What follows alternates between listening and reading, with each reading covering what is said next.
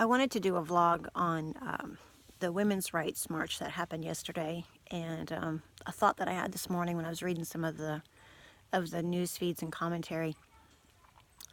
One of the key things that I think has been said throughout this whole ordeal, once our family kind of went public, is that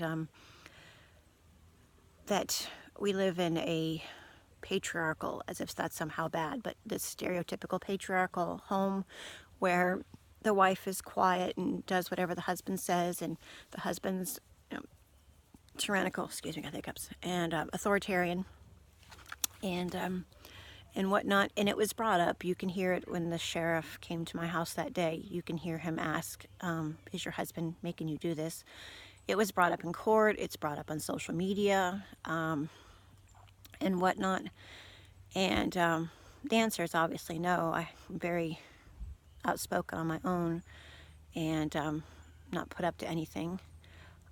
My husband and I have a very equal relationship, I guess you could say, where we both have equal say. In fact, our children have equal say. We let them help us decide involved in many of our decisions. My husband is the head of the household, and that's how our house is run.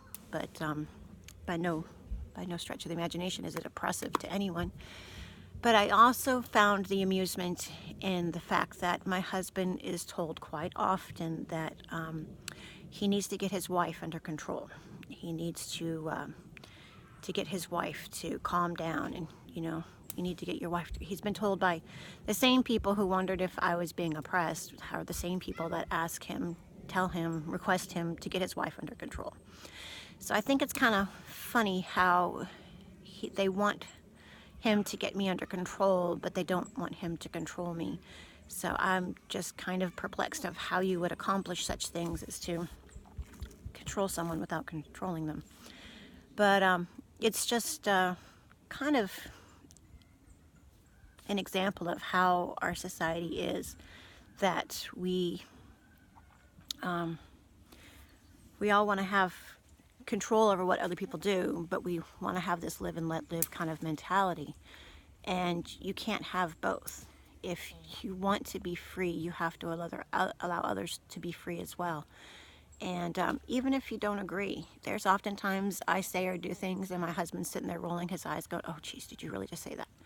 And that works both ways. He's done the same, but that's not something that we're going to say, okay, well, you can't talk anymore because you said one thing wrong or you did one thing wrong. And I think that's just kind of a greater scope. I'm watching these people saying, oh, well, I have the right to do this and I have the right to do that. But you can't, if your actions infringe on somebody else, you can't control them.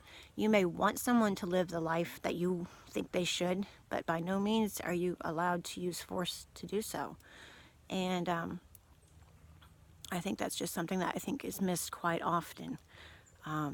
We live out here, it's quite peaceful until someone decides that they want us to do something a little bit differently. And then we have the stress of being stalked and harassed, and people driving by trying to intimidate us and trying to use the authority of the state to get us to live the way that they want us to live, or do whatever, say whatever they want us to say, or not say what they don't want us to say.